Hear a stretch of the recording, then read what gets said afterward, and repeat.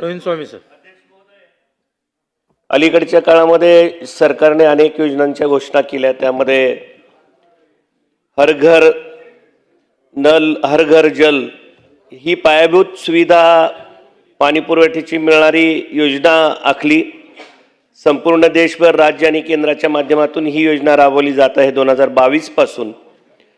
परंतु आज 4 वर्ष झाले तरी 50% देखील यापैकी काही योजना अपूर्ण आहेत.